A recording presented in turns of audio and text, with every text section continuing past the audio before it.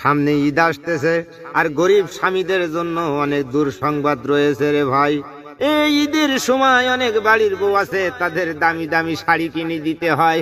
শাড়ি যদি না কিনে দেয়, স্বামীর সঙ্গে ঝগড়া থামে না রে ভাই, ঝগড়াই থামে না রে ভাই। চট্টগ্রামের এক ঘটনা, স্বামী সঙ্গে করে নিয়ে গেছে জুতো কিনতে জুতোর দোকানে। দামি জুতো কিনতে চেয়েছে, দামি জুতা কিনে দিতে পারি নাই।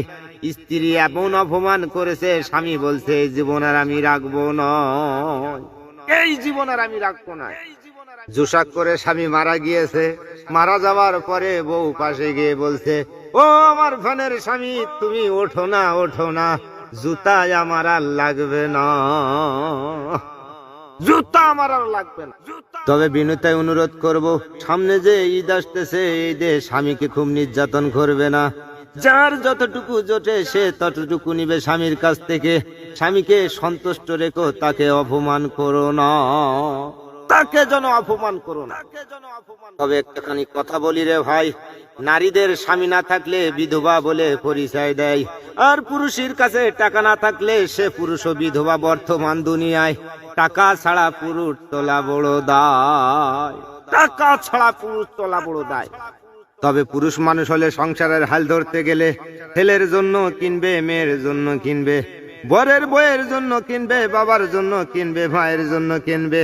লাস্ট ফিনিশিং দেখা যায় নিজের জন্য কেনার টাকা থাকে না, নিজের জন্য কেনার টাকা থাকে না।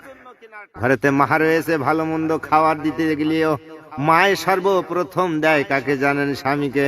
তারই পরে বাচ্চা কাচ্চাকে, তারই পরে নিজে খায়। দেখা যায় শেষ ফিনিশিং মায়ের কপালেও ভাত জোটে না রে ভাই। তবে মা হওয়া যতটা কষ্ট, তার চেয়ে বড় কষ্ট বাবা হওয়া রে ভাই, তার চেয়ে বড় কষ্ট বাবা হওয়া। বাবা মানে হাজার বিকিল আমার ছেলেবেলা, বাবা মানে রোজ বিকালে পুতুল পুতুল খেলা, বাবা মানে রোজ বিকালে পুতুল পুতুল খেলা। তবে বাবা হয়েছে যারা, তাদের কাছে অনুরোধ করব, ছেলে মেয়েকে সুশিক্ষিতায় শিক্ষিত করে তোলো, তারা যেন নষ্ট না হয়ে যায়। বর্তমান জামানা এসেছে রে ভাই, মানুষ সোজা হয়ে থাকা বড় দায়, মানুষ সোজা হয়ে থাকা বড় দায়। তবে আমার এই ভিডিও যারা দেখেন, যারা শোনেন, তাদের কাছে বিনীতায় অনুরোধ করব, শুনতে শুনতে যদি ভালো লেগে যায় তাহলে শেয়ার করে দিবেন, একটা লাইক কমেন্ট করে যাবেন, ভুলে যাবেন নয়।